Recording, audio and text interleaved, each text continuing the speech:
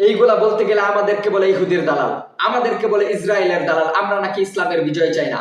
আজকে খুমেনি শিয়া মারা গিয়েছে, এই খবর শুনে এক শ্রেণীর মানুষ মনে করছে ইসলামের বিজয় মনে হয় থেমে গেল, ইসলাম আর বিজিত হতে পারলো না, তার কারণে ইসলাম ডুবে গেছে। এই ধারণা ভুল।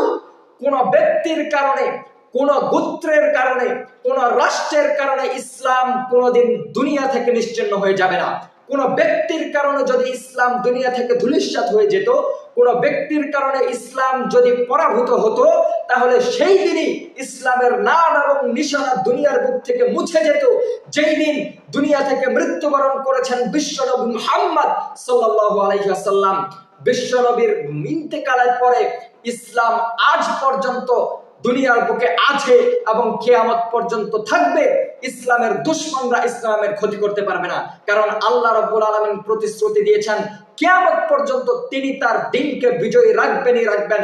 কোন শত্রু, ইসলামের কোন দুশমন ইসলামের বিন্দু পরিমাণ ক্ষতি করতে পারবে না।